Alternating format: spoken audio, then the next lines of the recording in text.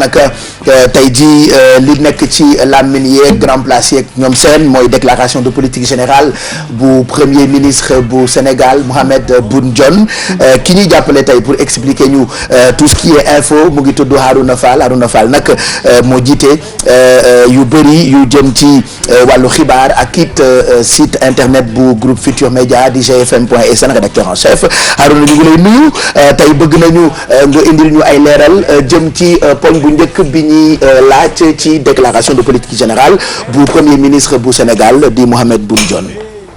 waaw salaamaaleykum Pape Cheikh Diallo. ak sa équipe. Bijou. Kia Mado voilà les autres aussi toute l'équipe technique qui vous accompagne. Merci.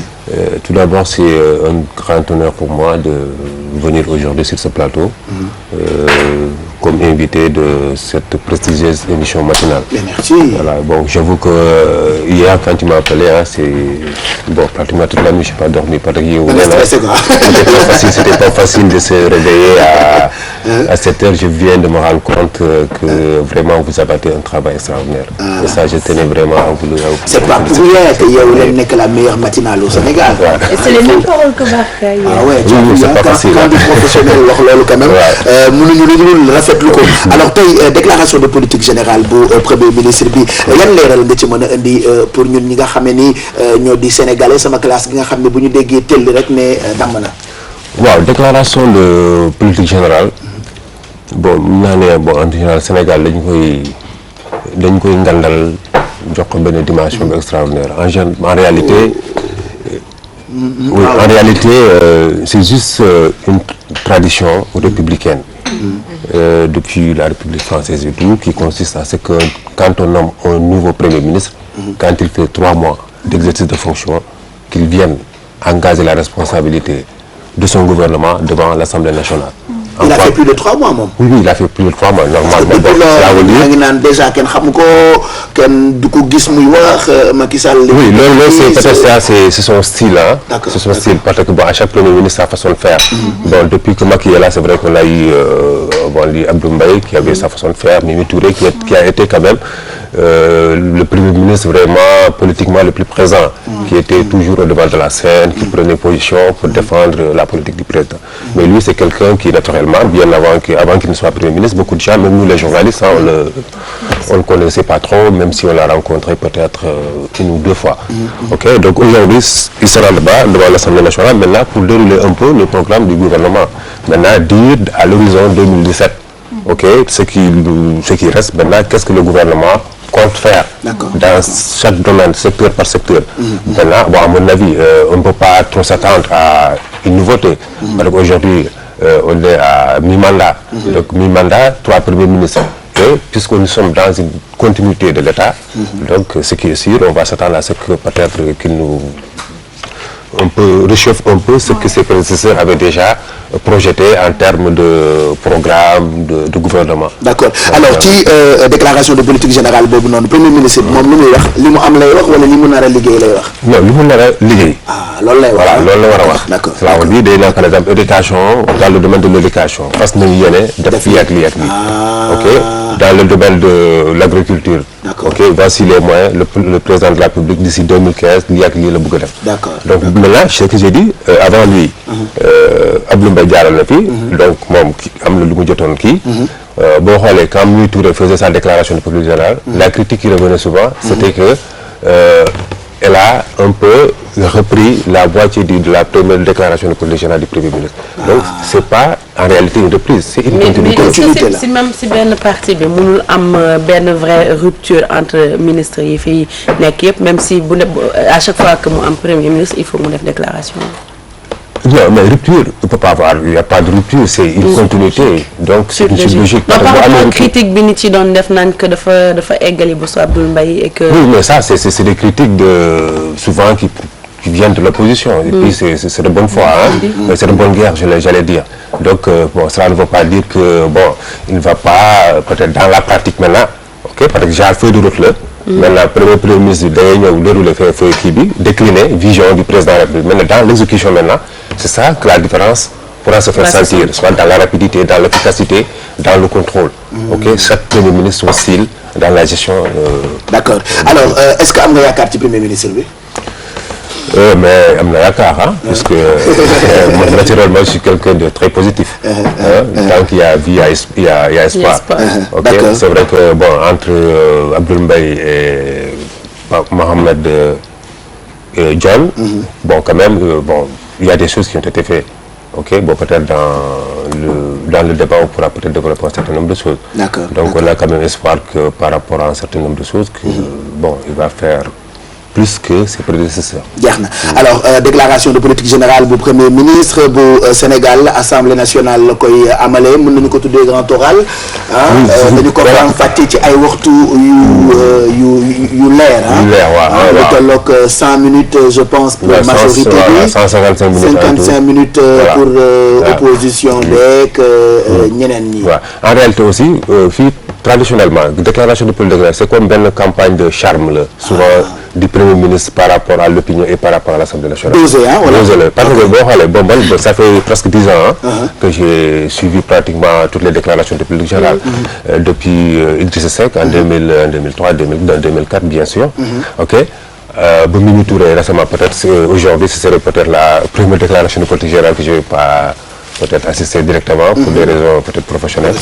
Mais lu ma jàpp la déclaration de Idrissa Seck par exemple. Il y avait un mot qui revenait souvent. Tant lui, c'était l'épisode Gorgorlou qui était en vogue. Qu'est-ce qu'il disait? Je vais combattre Ndjoublang et récompenser Gorgorlou. Ok. 10 ans après, pratiquement, quand Mimi est venue, elle est venue avec on accélère et un peu sur la traque des biens mal acquis. Ok. Maintenant, 10 ans avant, cela veut dire cette volonté politique, ok, de traquer les biens mal acquis était là à travers cette image de traquer Ndjoublang et de récompenser Gorgorlou. Donc volonté politique bobo, ça a toujours été là. Maintenant le problème c'était au niveau de son applicabilité. Ok, mais souvent les hommes politiques en venant au pouvoir ils viennent avec de très bonnes intentions. Mais peut-être le pouvoir a ces réalités que nous qui sommes là peut-être on l'ignore. Mais bu ñëwee yéen am seen décision yi kii mais après dans la pratique ils passent peut-être pas à côté. Mais yaa ngi wax que campagne de charme là, est-ce que ça va compter pour campagne présidentielle en 2017 yi? Oui, 2017, oui, parce que bon aussi tu sais en général les élections les électeurs, ok, la plupart certains votent parce que bon ce que tu dis comme programme ça les intéresse. Ok, d'autres par exemple xale jigéen ñi seen morom yi souvent bon ce que tu dis ça les intéresse pas. Souvent ce qui compte maintenant c'est ta tête. Ok. Ah non, pas du tout. Bon, la tête du candidat les plaît et puis qu'ils disent un bon discours ou pas de son style, sa façon de faire, la preuve. Je pense que intérêt Sénégal mooy tax ñuy voter bu fekkee déclaration bi dinañ ci seen bopp dinañ voter mais pas que da nga ñëw mi ñëw coofee ko. Non mais la preuve par exemple. Non pas du tout. ngay voter. Par exemple États-Unis Obama. bu muy kii c'est vrai c'était noir mais c'est quelqu'un de xam nga le charme à l'époque bon l'électricité gars dañu.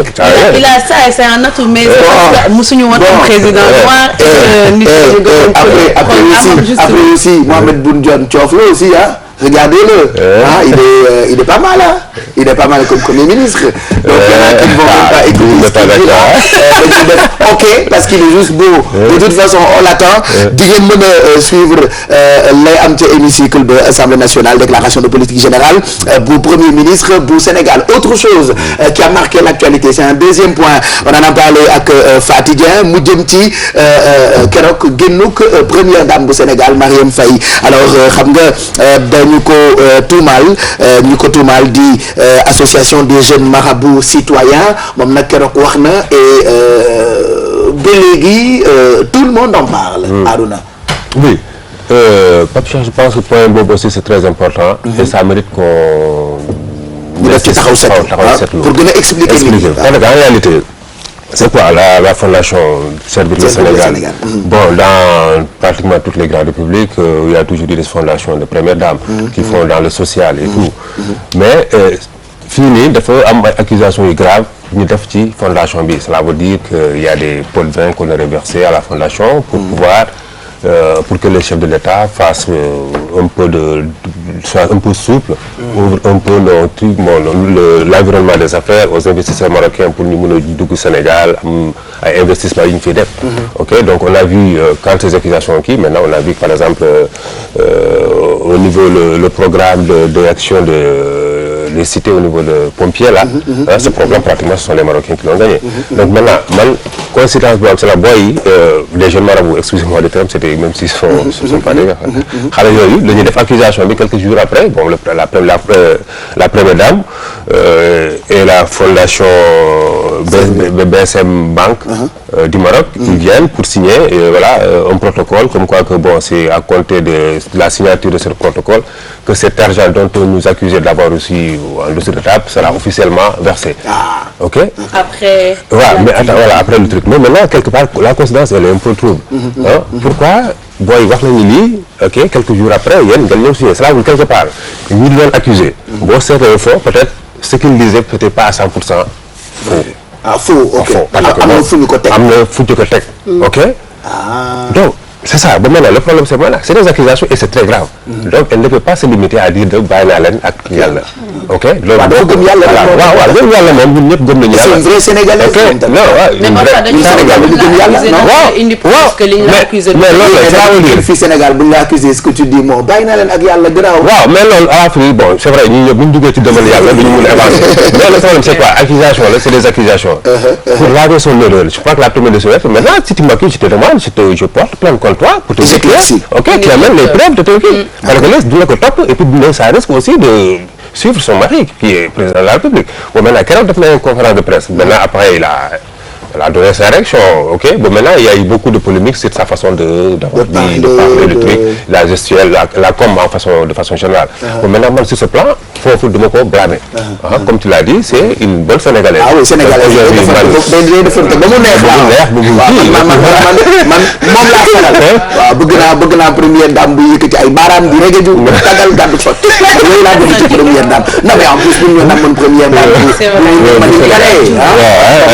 donc c'est des choses mais maintenant on peut pas lui reprocher la vente.